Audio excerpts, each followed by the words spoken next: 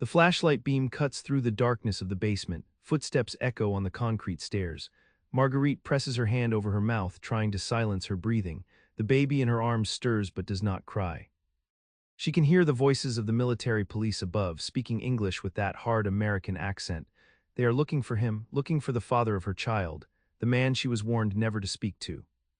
The man whose skin color made their love a crime in the eyes of two armies and two societies. Her heart hammers against her ribs. The beam of light sweeps closer. In this moment, beneath the ruins of Mannheim in the winter of 1946, Marguerite understands that love is not a choice you make once. It is a choice you make every single day, and today she chooses to stay silent. She chooses to protect him, even if it costs her everything. The footsteps pause. Someone is standing directly above her hiding place. The voice barks an order in English. She does not understand all the words, but she knows the tone: authority, suspicion, threat. The soldiers are searching every building on this block. They have photographs, descriptions, a list of names. Black soldiers who have violated the fraternization orders, white German women who have become their accomplices. The punishment for him would be a court-martial, dishonorable discharge, prison time. The punishment for her would be different. Social death, her neighbors already whisper when she walks past. The old women spit at her feet. Her own mother will not speak to her, but the physical danger is real too. Last week, a woman in the next district was beaten unconscious by a group of men who called her a traitor to her race. They shaved her head in the town square. The baby shifts in her arms. She holds him tighter. His skin is lighter than his father's, darker than hers, a visible testament to what they have done. The footsteps move away from the trapdoor. She exhales slowly. Not yet, not tonight. She waits in the darkness for another 20 minutes. The cold seeps through her thin coat. The baby is hungry, but she cannot risk making noise. Finally, she hears the sound of truck engines starting. The patrol is moving on. She climbs the wooden ladder carefully, pushing open the trapdoor just enough to see into the abandoned shop above. Empty. She emerges into the ruins of what was once a bakery. The ovens are cold. The windows are shattered. Moonlight spills across broken glass. She pulls her scarf tighter around her head and steps into the street. The city is a graveyard of buildings. Mannheim was bombed 150 times during the war. 65% of the city was destroyed.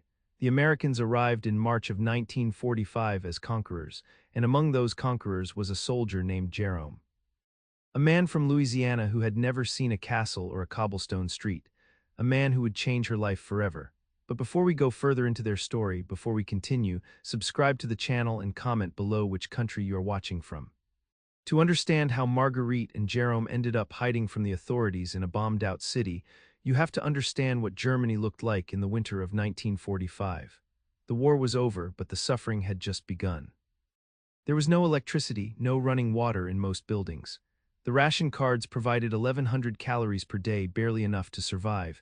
Women dug through rubble with their bare hands, searching for anything salvageable: bricks, wood. Scraps of metal, they called them the Trümmerfrauen, the rubble women. Marguerite was one of them. Every morning she reported to the clearing site near the railway station. Her hands were raw and bleeding, her back ached constantly. But the work provided an extra ration card, a piece of bread, a small portion of potato soup. That was the difference between survival and starvation. The American soldiers watched them work from jeeps parked on the corner. They smoked cigarettes and drank coffee from tin cups. The smell of that coffee was torture, real coffee, not the burnt acorn substitute the Germans drank. The Americans had arrived with very specific orders. General Eisenhower himself had issued the directive: no fraternization with the German population. The policy was clear: do not speak to them, do not trade with them. Do not shake their hands, and absolutely under no circumstances do not form romantic relationships with them. The official reasoning was strategic. The Germans were the enemy. They had started the war. They had committed atrocities. To fraternize was to forget, to forgive too quickly, but there was another reason, unspoken but understood by everyone. The United States Army was still a segregated institution. Black soldiers served in separate units, ate in separate mess halls, used separate latrines. The idea of a black soldier dating a white woman, even a German one, was seen as a threat to the entire social order, especially by white officers from the South. Men who had grown up with laws that made such relationships illegal, laws that carried the death penalty in some states. So when the fraternization ban was officially lifted in September of 1945, it came with an asterisk. A warning. The warning came in whispers and official memos. It came in the form of posters distributed to German communities. The message was always the same. German women should avoid the black soldiers. They were described as dangerous. Unpredictable, less civilized than their white counterparts. The propaganda played on existing prejudices and created new ones. Some German officials, trying to curry favor with the occupation authorities, repeated these warnings. Church leaders gave sermons about protecting German racial purity, a bitter irony after the crimes of the Nazi regime they had just lived under. But the reality on the ground was far more complicated than the propaganda suggested. Many German women were starving, their husbands were dead or imprisoned in Allied camps, their homes were destroyed, they had children to feed, and the American soldiers, black and white alike, had access to something more valuable than gold. Food, chocolate, cigarettes, soap. A single Hershey bar could be traded for a week's worth of bread on the black market, but some relationships went beyond simple survival transactions, some became something real. Jerome had never planned to fall in love in Germany, he had never planned to go to Germany at all. He was drafted in 1943 from a small town outside Baton Rouge. He was 22 years old. He had worked on his father's farm since he was 8. He knew how to drive a tractor, how to fix an engine, how to read the weather, skills that got him assigned to a transportation unit. The 761st Tank Battalion, an all-black unit with white officers. They landed in France in October of 1944. They hauled ammunition and supplies to the front lines. They dug latrines and unloaded trucks while white units got the glory of combat. Jerome did not complain. Complaining got you nothing but trouble. He kept his head down, did his job, wrote letters home to his mother every Sunday. But he noticed things. He noticed how French civilians treated him with more respect than white American soldiers did. He noticed how French women smiled at him in cafes, how children asked him for chocolate without fear. It was the first time in his life he felt like a human being instead of a problem to be managed. When his unit crossed into Germany in March of 1945, everything changed. The French had been liberated, the Germans were conquered, the hatred was palpable, old men glared from doorways. Women turned their backs when soldiers passed, the destruction was total, every city looked like the surface of the moon. Jerome tried not to think about the people who had lived in these buildings. Tried not to imagine the children who had played in these streets. But at night, when the wind blew through the empty window frames, he could hear ghosts, or maybe it was just the wind. His unit was stationed on the outskirts of Mannheim. They lived in a requisitioned factory building, cold concrete floors, no heat. The officers lived in a hotel downtown with working fireplaces and hot water. The enlisted men made jokes about it, bitter jokes, but they were used to it. This was just Germany, the same segregation they had known in Georgia and Alabama and Mississippi, the same separate and unequal, except here in the ruins the ironies were sharper. They had fought against fascism, against a regime that preached racial superiority, and yet their own army practiced its own version of the same doctrine. The first time Jerome saw Marguerite, she was carrying a wooden beam twice her size. It was a Tuesday morning in November. The air was so cold it hurt to breathe. He was driving a supply truck past the railway station, clearing sight. He stopped at an intersection to let a column of German prisoners of war pass. That is when he saw her. She was thin, like everyone in Germany that winter. Her hair was tied back with a rag. Her coat was too big, probably her father's or her dead husband's, but it was her eyes that stopped him. They were not defeated, they were not begging, they were simply focused, determined. She was going to move that beam from point A to point B no matter what it took. He watched her brace it against her shoulder, watched her take 3 steps, then 4, her legs were shaking. The beam slipped, she caught it, adjusted her grip. Kept moving, something in his chest tightened. He did not know why. He saw suffering every day. Saw women digging through rubble, saw children with hollow eyes, but this moment felt different. This woman felt different. The truck behind him honked. Jerome shifted into gear and drove on, but for the rest of that day he could not stop thinking about the woman with the wooden beam. That night he lay on his bunk and stared at the ceiling. He told himself he was being stupid. She was German, the enemy, a stranger, but the truth was simpler and more complicated. He had seen someone fighting to survive with dignity, and he recognized that fight. He had been fighting it his whole life. The next morning he volunteered for a supply run that would take him past the clearing site again. His buddy Thomas gave him a look. "You sure you want that route? That is the long way," Jerome shrugged. "I do not mind the drive," Thomas smiled but said nothing. When they passed the railway station, Jerome slowed down. She was there again, same coat, same wooden beam. This time she was working with 2 other women trying to stack bricks into a usable pile. He watched her wipe her forehead with the back of her hand, watched her bend down to lift another brick. Then he did something that could get him in serious trouble. He stopped the truck. Thomas looked at him. "Jerome, what are you doing?" Jerome did not answer. He reached into his pack and pulled out 2 deration chocolate bars, hard as rocks, tasted like dirt, but they were food, calories. He climbed out of the truck and walked toward the women. They stopped working immediately. Their faces were masks, no expression. That was the survival instinct. Show nothing, want nothing. He held out the chocolate bars. The women stared at them. Then at him, nobody moved. The moment stretched out. Jerome felt suddenly foolish. He was standing in the middle of a destroyed city, holding candy bars like an idiot. Then the woman with the wooden beam stepped forward. Up close, he could see she was younger than he had thought, maybe 25, maybe younger. Her hands were wrapped in strips of cloth, makeshift gloves. She looked at the chocolate, then at his face. "Dank," she said quietly. Her voice was hoarse. Probably from breathing dust all day, he held out the bars. She took them carefully. Their fingers did not touch. She handed one bar to the woman beside her. The other she slipped into her coat pocket. "Dank," she said again. Then she turned back to her work. Jerome climbed back into the truck. Thomas was shaking his head. "You know that is against regs, right? Fraternization. I gave them food. That is not fraternization. That is human decency. Tell that to the MPs if they see you." Thomas was right, of course. The rules were clear, but Jerome had grown up in a world where the rules were designed to crush him, where doing the right thing often meant breaking the law. He had learned early that morality and legality were not the same thing. So he told himself this was just a small kindness, a moment of compassion in a brutal world, nothing more, but he knew that was a lie.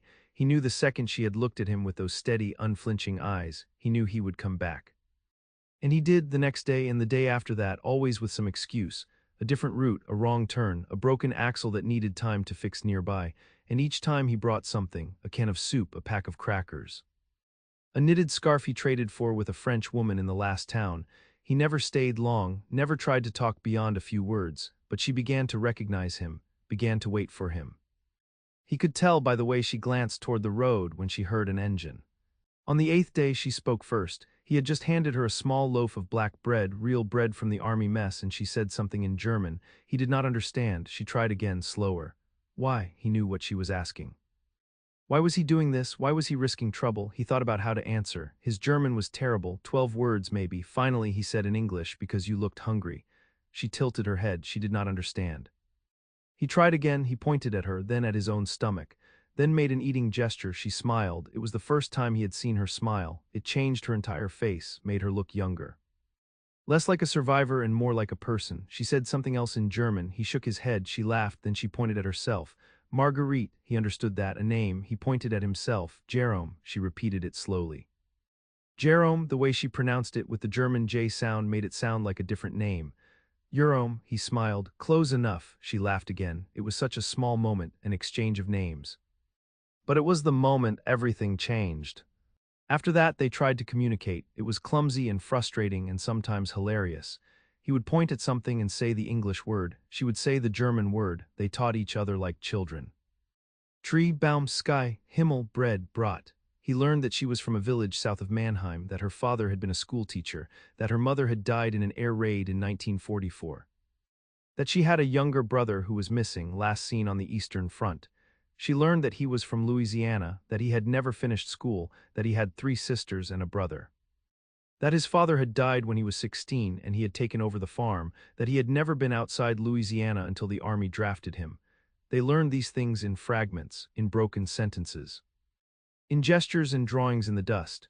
And slowly something grew between them, not love, not yet, but the foundation of it, trust, curiosity, the sense that the person in front of you is not a symbol or a category, but a human being. A specific, irreplaceable human being. Jerome knew he was playing with fire. He knew every time he stopped that truck, he was risking a court-martial. The army did not look kindly on soldiers who fraternized, and it especially did not look kindly on black soldiers who fraternized with white women. There were men in his own unit who would report him out of jealousy or spite or genuine belief that he was breaking moral law. There were officers who would punish him not because he broke the rules, but because of who he was. And yet he kept coming back. He told himself it was because she needed the food, because she was alone, because it was the right thing to do, but the truth was simpler. He came back because when she looked at him, she did not see a problem. She did not see a color or a uniform or a threat. She saw him, Jerome, the man, and that was something he had never experienced before, not in Louisiana where white people crossed the street to avoid him. Not in the army, where officers called him boy, even though he was a grown man. Not anywhere. Marguerite saw him, and that changed everything. By December, they were meeting in places other than the clearing site. She would finish her work shift and walk to a specific corner near the ruined cathedral. He would drive by and slow down just enough for her to climb into the back of the truck under a tarp. They would drive to an abandoned factory on the edge of town. No roof, no windows, but four walls and privacy. They would sit on overturned crates and talk for an hour. Her English was improving. His German was still terrible, but he tried. She told him about her life before the war, the village festivals, the smell of her mother's cooking, the sound of church bells on Sunday morning.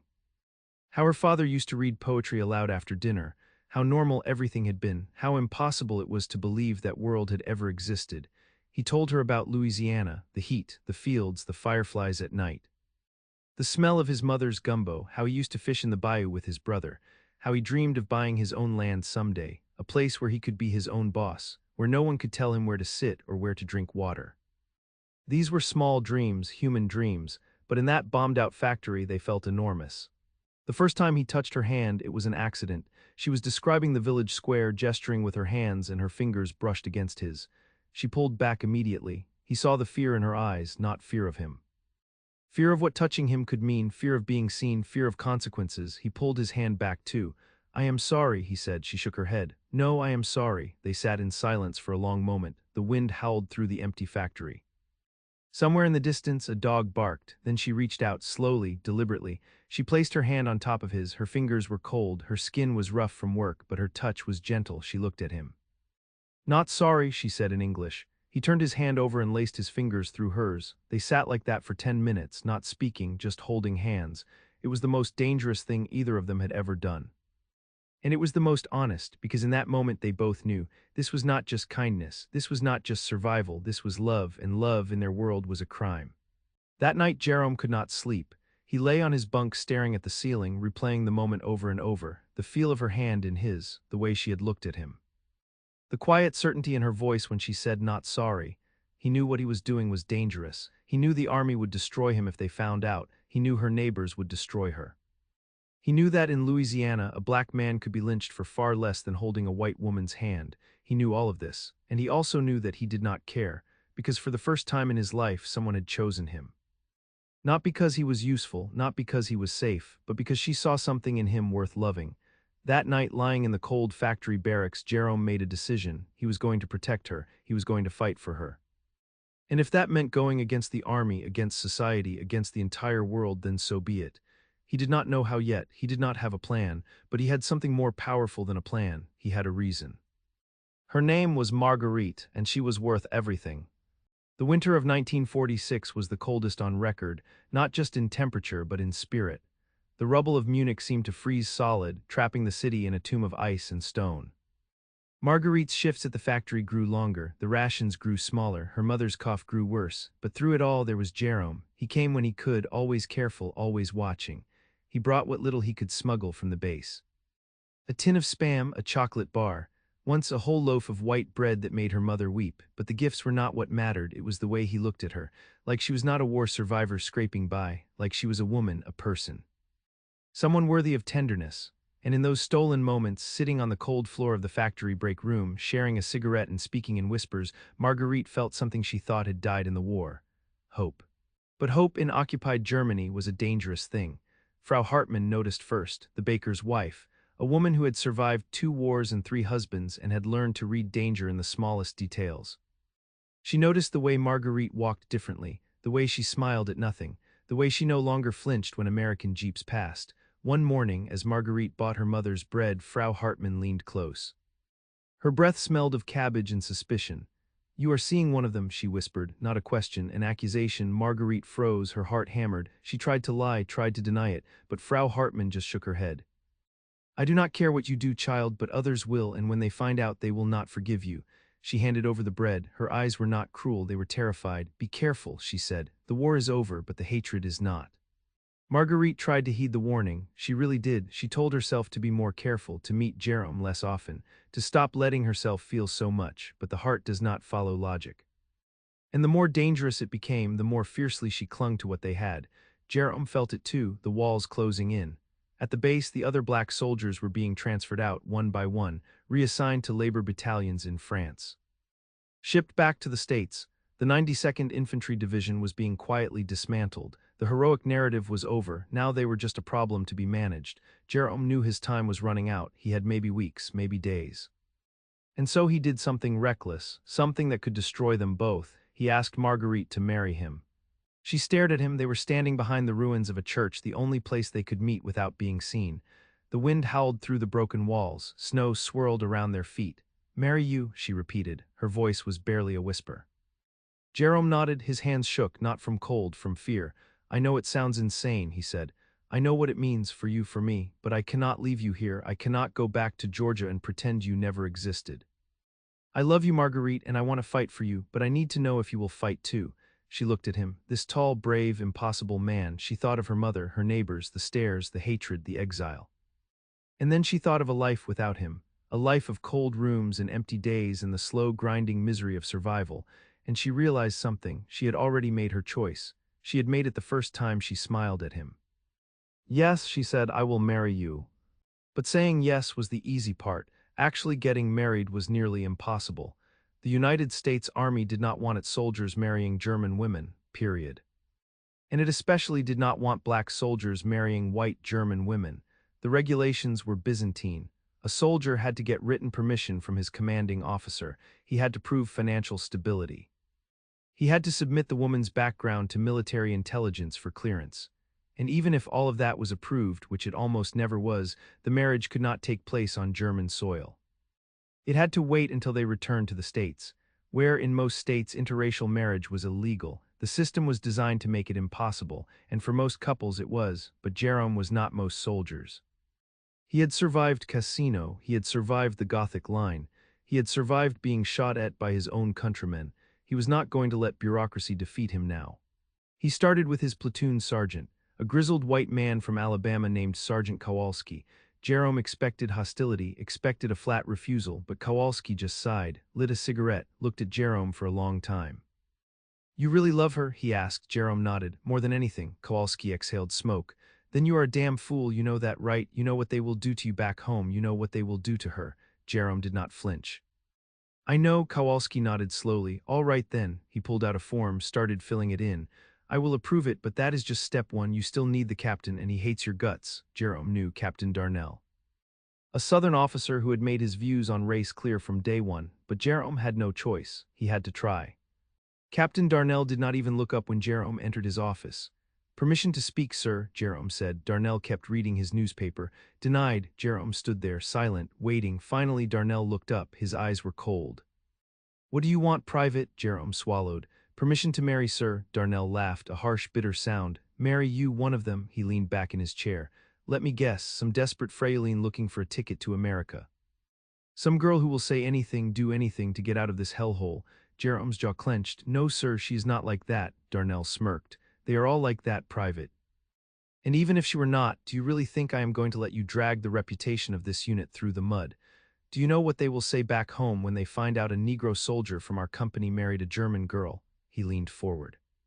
"Request denied, dismissed." Jerome left the office. His hands were shaking, not with fear, with rage. He had fought for this country, he had bled for it, and now they were telling him he could not love who he chose. That night he told Marguerite. They sat in the cold factory, her head on his shoulder. She did not cry, she just nodded. "I knew it would be like this," she said quietly. Jerome pulled her close. "We will find another way." But even as he said it, he did not know what that way was. The army controlled everything, his pay, his movement, his future. And then a week later the orders came. Jerome was being transferred not to France, not to a labor unit, back to the United States, to Fort Bragg, North Carolina.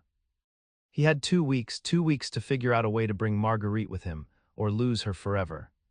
Jerome made a decision that night. If the army would not help him, he would go around the army. He started asking questions, quietly, carefully. He found a corporal in the adjutant's office who owed him a favor. Found a chaplain who believed in love over regulations. Found a German lawyer who, for a price, could expedite paperwork. It was risky, it was expensive, it required lies, bribes, and forged signatures, but Jerome did not care. He had learned something in the war. The rules were written by people who had never fought, never loved, never risked everything, and those rules could be broken. It took him 10 days, 10 frantic, sleepless days, but he did it. He got the marriage license, he got the approval, he got everything they needed, and on a cold morning in February in a small church on the outskirts of Munich, Jerome Carter and Marguerite Hoffmann were married.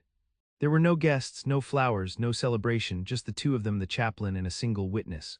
Marguerite wore a dress borrowed from a neighbor, Jerome wore his dress uniform. The chaplain spoke quickly, nervously.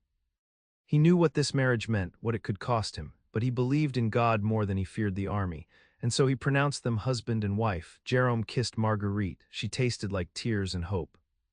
And for one brief, shining moment, the world fell away. There was no war, no occupation, no hatred, just two people who had chosen each other, but the moment did not last. Because outside the church, waiting in a jeep, was Sergeant Kowalski. His face was grim. "You need to leave," he said. "Now, military police are looking for you," someone talked. Jerome's blood ran cold. "What do you mean someone talked?" Kowalski started the jeep. "Captain Darnell found out. He is furious. He has MPs searching every church in the district. If they find you before you get back to base, they will arrest you, court-martial you, and she," he nodded at Marguerite, "will be blacklisted. No visa, no travel papers, nothing." Jerome looked at Marguerite. Her face was pale but determined. "Go," she said, "I will be fine," but Jerome shook his head. "No, I am not leaving you," Kowalski cursed. "You do not have a choice, Private. If you stay, you lose everything. Get in the jeep." Now Jerome hesitated. Every instinct screamed at him to stay, to protect her, but Marguerite took his hand. "I trust you," she said. "Go, do what you need to do. I will wait." And so, with his heart breaking, Jerome climbed into the jeep. They made it back to base minutes before the MPs arrived. Jerome was confined to barracks. No explanation, no charges, just orders to stay put. For 3 days he heard nothing. Saw no one except the guards who brought his meals. He did not know if Marguerite was safe, did not know if the marriage was even legal, did not know if he would ever see her again. And then, on the 4th day, Sergeant Kowalski appeared. He handed Jerome a sealed envelope. "Open it," he said. Jerome's hands shook as he tore it open. Inside was a single piece of paper, an official travel authorization for Marguerite Carter, wife of Private Jerome Carter. Permission to travel to the United States. Jerome stared at it. He could not breathe. "How?" he whispered. Kowalski smiled, a rare, genuine smile. "Let us just say the chaplain has friends in high places. And that some people in this army still believe in doing the right thing." But the victory was bittersweet because Jerome's orders had not changed. He was still being shipped back to Fort Bragg, and Marguerite could not come with him, not yet. She had to wait for her visa processing, for medical clearance. For background checks, it could take weeks, it could take months, and during that time she would be alone in Munich. A German woman married to a black American soldier, the most hated combination imaginable. Jerome wanted to refuse the orders, wanted to go AWOL, wanted to stay and protect her, but Marguerite stopped him. "If you run, they will never let me come," she said. "You have to go. You have to trust that I will follow." And so, on a gray morning in March, Jerome Carter boarded a troop ship bound for New York. He stood on the deck and watched Germany disappear into the fog, and he made a promise. He would make it work. He would find a way to bring her home, no matter what it took. Marguerite stood in the ruins of Munich and watched the sky. She did not know when Jerome's ship had left, did not know when she would see him again, but she held onto the travel authorization like a lifeline. She showed it to her mother. Her mother wept, not with joy, with fear. "You are leaving me," she said. Marguerite knelt beside her, took her frail hands. "I have to, Mama. There is nothing left here, no future, no hope, but in America I can work, I can send money. I can build a life." Her mother shook her head. "You do not know what it will be like. They will hate you there, both of you." Marguerite knew. She had heard the stories, the violence, the laws, the segregation. But she also knew something her mother did not. She knew that some things were worth fighting for, and Jerome was one of them. "I will write," she promised, "every week, and when I can, I will bring you to America too." Her mother just closed her eyes. She did not believe her. The weeks dragged on. Marguerite reported to the United States consulate every Monday, filled out forms, answered questions, endured the stares of German clerks who whispered behind her back, and every day she waited for the letter. The one that would tell her the visa was approved, that she could finally leave, but the letter did not come. Instead, something else happened. A woman appeared at her door, an older German woman, well-dressed, with cold eyes. "Frau Carter," she said, the name dripping with contempt. Marguerite nodded. The woman handed her a pamphlet. On the cover was a photograph of a black soldier and a white woman. The title read, "The Shame of Germany." "You should read this," the woman said. "So you know what you are doing to your people." Marguerite did not take the pamphlet. "My people," she said quietly. "My people did not feed me when I was starving, did not help my mother when she was sick." My people looked away. "But he did not, so do not talk to me about shame." The woman's face twisted, but she said nothing, she just turned and walked away. But the encounter shook her, because it was not just one woman, it was dozens, hundreds. The baker stopped selling to her. The factory foreman cut her hours, her neighbors stopped speaking. Someone painted a word on her door. A word so vile she scrubbed it off with her bare hands until her knuckles bled. And through it all she waited. She clung to Jerome's letters. He wrote every week, told her about Fort Bragg, about the segregated barracks. About the white soldiers who spat at him, about the North Carolina laws that said their marriage was illegal. But he also wrote about hope, about the future, about the day she would arrive and they would finally be together. And those letters kept her alive, but then in May the letters stopped. For 3 weeks Marguerite heard nothing. She wrote frantically, sent telegram after telegram, but there was no response, and she began to fear the worst. That he had changed his mind, that he had realized she was not worth the fight, that she was alone. And then on a Thursday morning in June there was a knock at the door. Marguerite opened it. A United States Army courier stood there. He handed her an envelope, official, heavy. She tore it open with shaking hands. Inside was a visa. A plane ticket and a handwritten note. It was from Jerome. "I am sorry for the silence," it read. "They tried to stop me from writing, tried to make me forget, but I never did. I fought for this visa every single day, and I won. Come home, Marguerite, come home to me." She collapsed against the doorframe. She was crying, but for the first time in months they were not tears of despair. They were tears of relief, of joy, of disbelief. She was going. She was finally going. And in that moment all the hatred, all the fear, all the shame fell away, because she had done something impossible. She had loved across every line the world had drawn, and she had won. But the story was not over, because leaving Germany was only the beginning. What waited for her in America was something she could not have imagined, a country that had fought for freedom, but denied it to millions. A country that called itself the land of opportunity, but built walls around who could seize it. Marguerite Carter was about to step into a new kind of war, not fought with guns and tanks, but with laws and customs and the quiet, relentless cruelty of a society that refused to see her as human. She packed a single suitcase, said goodbye to her mother, walked through the ruins of Munich for the last time, and boarded a plane bound for New York. She did not know what the future held, did not know if she and Jerome would survive it, but she knew one thing: she was not going to let them win, not the army, not the laws, not the hatred. She had crossed an ocean, crossed every boundary, and she was going to build a life worth fighting for, even if it killed her. New York in 1947 was not the promised land. It was a different battlefield. The plane touched down at LaGuardia. Greta stepped onto American soil for the first time. The noise was overwhelming, car horns shouting. The roar of engines. She clutched her suitcase, scanned the crowd, and there he was, Jerome, still in uniform, thinner than she remembered, older. His eyes found hers across the terminal, and for a moment the world stopped. He did not smile, did not wave, just stood there, staring as if he could not believe she was real. She walked toward him, one step at a time, her heart hammering. When she reached him, he reached out, touched her face. "You came," he whispered. "I came," she said. And then he pulled her into his arms, and she felt his body shake, felt him hold her like she might disappear. Around them people stared, white passengers, black porters, police officers, all watching, judging, but Greta did not care. She had crossed the ocean, and she was home. They took a train to Harlem. Jerome had rented a small apartment on 125th Street, one room, a hot plate, a shared bathroom down the hall. It was not much, but it was theirs. Greta set down her suitcase, looked around. The walls were thin. She could hear music from the apartment next door, voices arguing, a baby crying. Jerome watched her, nervous. "It is not Germany," he said quietly. "It is better," she replied, and she meant it. That first night they lay together in the narrow bed, listening to the sounds of the city. She told him about the letters, about the interrogations, about her mother's tears. He told her about the discharge, about the months of waiting, about the fear that she would never make it out. "They tried to break us," he said. "They failed," she whispered, and in the darkness she felt his hand find hers, and she knew. The hardest part was still ahead, but they would face it together.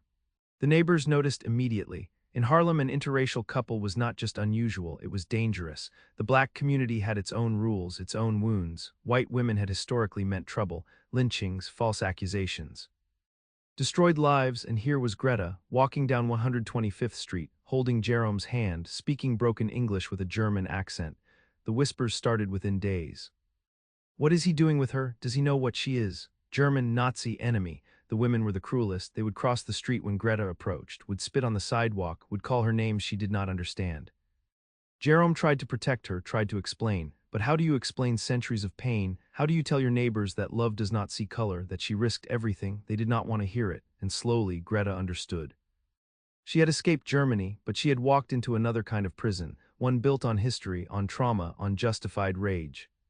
Greta found work at a laundromat on Amsterdam Avenue. 10 hours a day, steam, bleach, scalding water, her hands turned red, then raw, then calloused. The owner was an Italian immigrant who did not ask questions. Did not care about accents, just needed someone who would show up.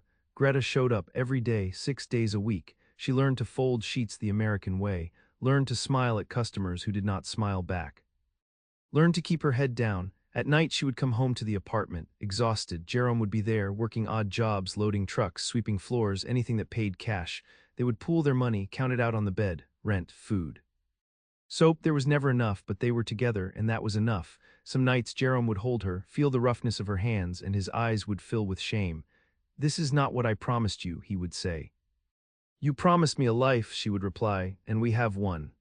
In the spring of 1948, Greta missed her period. She knew immediately, she had felt this before. The nausea, the exhaustion, the tenderness, but this time it was different. This time there was no war, no occupation. No secret, just her and Jerome and a child. She told him on a Sunday morning. They were sitting by the window, drinking weak coffee, the sun streaming in. "I am pregnant," she said. Jerome froze, his cup halfway to his lips.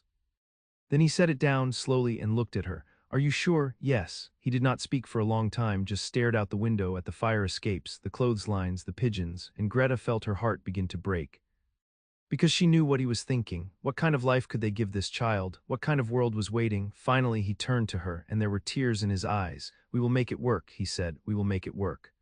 The pregnancy was difficult. Greta had no doctor, no insurance, no family to help her. Jerome worked double shifts, triple shifts, came home at midnight, left at dawn. Greta tried to keep working.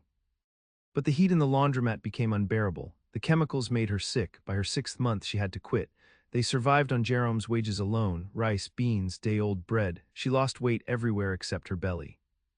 Jerome would come home, find her crying, not from pain, from fear. "What if something happens to you?" she would say. "What if I am alone again?" And he would hold her. "You will never be alone," he promised, but they both knew the truth.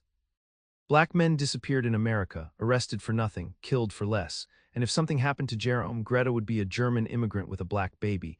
No money, no protection, no future. The fear was a living thing, it grew with the baby. And it never let them rest. The baby came in November, a boy born in the apartment, no hospital, no nurse, just Jerome and a neighbor woman who had delivered babies before. Greta screamed for hours, bit down on a towel. Gripped Jerome's hand until she thought she would break his fingers, and then a cry high and thin and furious. Jerome lifted the baby, cleaned him, wrapped him in a sheet, and placed him in Greta's arms. She looked down and she saw him.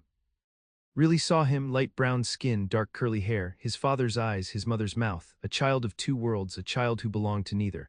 "What do we name him?" Jerome whispered. Greta thought of Germany, of the ruins of the war. And she thought of this place, this country, this struggle.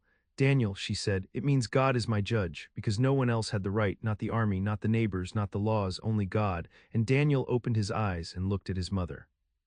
And she knew she would die before she let this world destroy him. Raising Daniel was an act of defiance, every day, every moment. Greta would walk him in a second-hand stroller down 125th Street, and people would stare. White people would see a race traitor.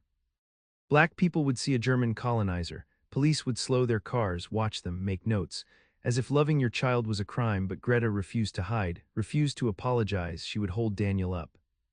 Let the sun touch his face, sing to him in German, teach him to wave, and when people glared she would stare back, unflinching, because she had survived Munich, survived the bombs, survived the army, and she would survive this. Jerome was different. He wanted to be invisible, wanted to keep his head down, keep Daniel safe. "Do not provoke them," he would beg, but Greta could not stop herself. "I did not cross an ocean to be afraid," she would say, and Jerome would look at her, exhausted. Terrified, proud because she was right, and he loved her for it, even if it might kill them.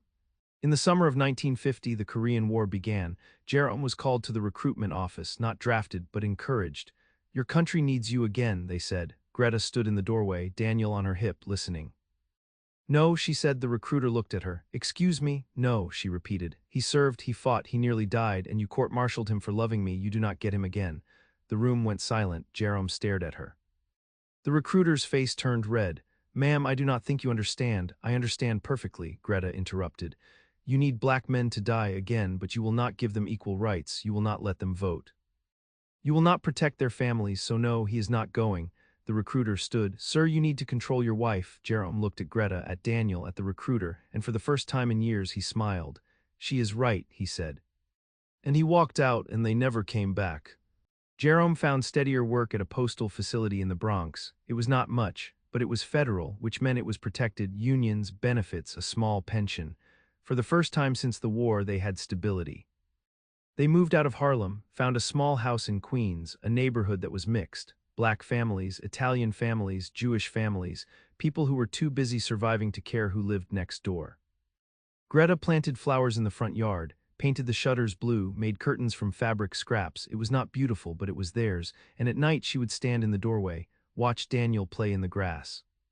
Watch Jerome come home from work, tired but safe, and she would think about Munich, about the ruins, about the girl she used to be, and she would realize she had not just survived, she had won not against the war.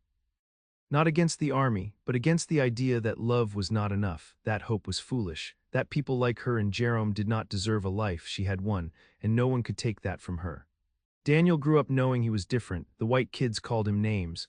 The black kids said he was not black enough. He came home with bruises, with questions. Why do I look like this? He asked. Greta knelt down, held his face in her hands. You look like love, she said. You look like courage. You look like two people who refuse to let the world tell them no.